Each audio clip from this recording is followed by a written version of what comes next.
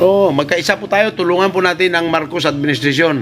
Ako, nagpipigil pa ako pero sa nakikita ko na itong mga kababayan natin na alam na nila na mali, susuportahan pa nila. Mali na itong si Kibuloy, mali pa ito si Duterte at ang mga kampo nila, suportahan nyo pa. Diba? O, ako ngayon, sa gabing ito, idideklara ko na.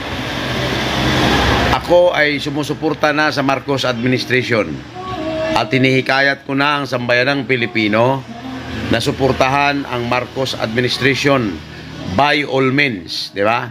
At ang lahat na nagtatangka dyan na papagsakin ang Marcos administration, maging yung mga nagsasabi na mga retired generals daw, wala kaming pakialam sa inyo.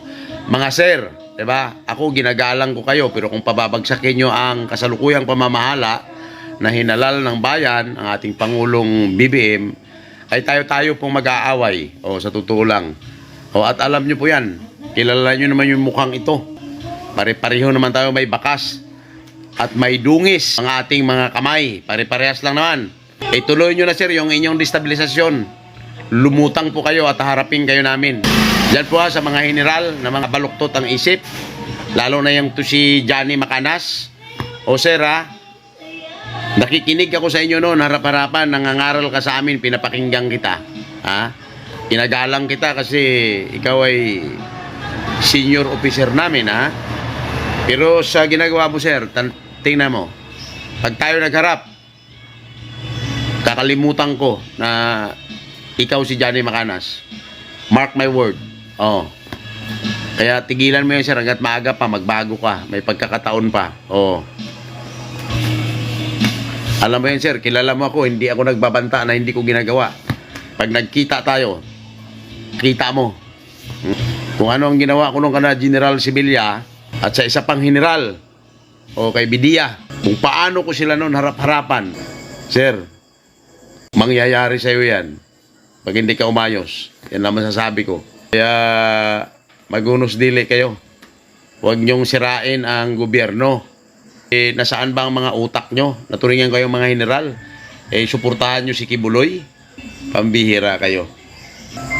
At saka ikaw, Rolando Olamet, at A.K.A. Monk na nagsasabi na ang MNLF ay kumakampi kay Kibuloy, patunayan mo yan. Magkikita rin tayo. Makikita din tayo. Magkakaroon talaga ng pagkakataon na magkikita tayo. Sisingilin ko sa iyo yan ng harap-harapan. Pagkaroon ng asembleya, tingnan mo, nag-anniversary lang nung nakaraan, siyempre. Hindi tayo nagkita-kita. Pero may panahon na magkikita tayo, sisingilin ko sa iyo yan. Ginagamit mo ang MNLF sa sarili mong pakinabang. Alam din naman namin na kumukubra ka dyan.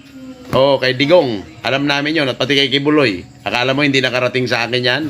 Nakarating. Alam namin yun. Kaya wag kang ipal. Di ba? At least ngayong gabi ako nagdideklara na ako.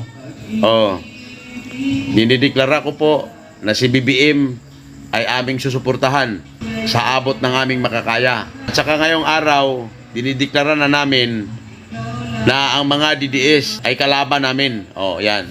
Klaro yan. Pero welcome kayo dito sa aming live streaming para naririnig nyo na may mga taong pumapalag sa inyo at hindi bahag ang buntot sa inyo. Di ba?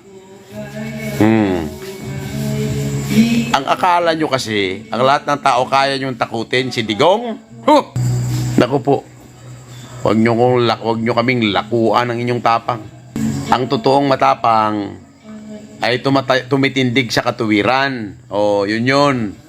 Pero yung puro kabuktutan ang alam nyo, karuwagan po yun.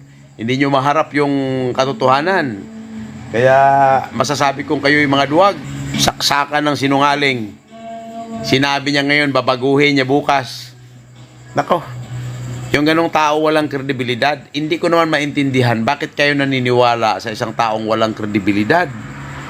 Sinabi niya ngayon, babaguhin niya bukas. Nasaan ang credibility doon? Nasaan ang integridad ng ganong tao? Di ba? Tama? Sabi ni Nanat, Siga, shut up daw. Di ba? Hindi mo ma-take yung sinasabi ko na yung mga idol mo sinasabi ko mga estupido. Sa totoo lang. Oh, mga estupido talaga. Sinabi nila ngayon, babaguhin nila bukas. Pero itong mga tao, paniwala pa rin na paniwala sa kanila. Ay, hindi ko kayo maintindihan sa totoo lang. Oh.